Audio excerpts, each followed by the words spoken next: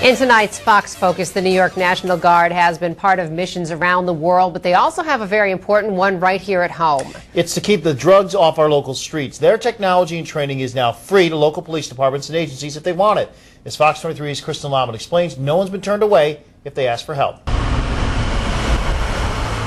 Dust and desert, the images most equate with the New York National Guard on the front lines in the Middle East fighting the war on terror.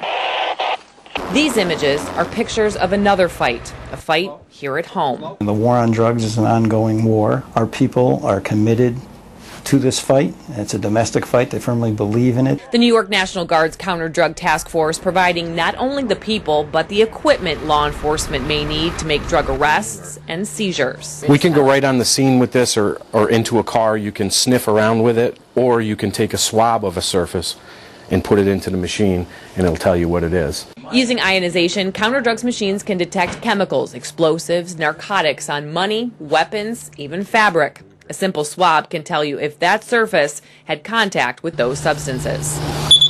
Nothing.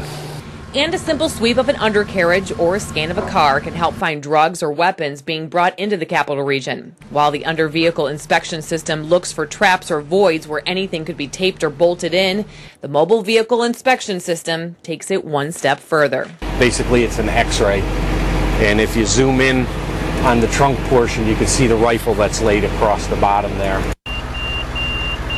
With a warrant, a department can request a scan. Then, with a swing of an arm, gamma rays outline the car and its skeleton. We scan the car and we can give them images of areas that they might want to look at, and we'll identify anomalies for the law enforcement so they can check into the car further. That way they don't have to rip the car totally apart. We can show them spots with points of interest where they might want to check to find something. The Schenectady Police Department, just one agency that has called in the Guard for help. In 2009, a driver was arrested, his car brought to the station and scanned after an officer smelled marijuana coming from the car. No drugs were found, but that traffic stop and scan, part of an investigation against the suspect. Our investigation continued on that individual for almost another year, and he eventually was taken into custody for drug trafficking charges. It's a great resource that we certainly don't have the money to afford, but it's a resource available to us at no cost, so it's a big help to us.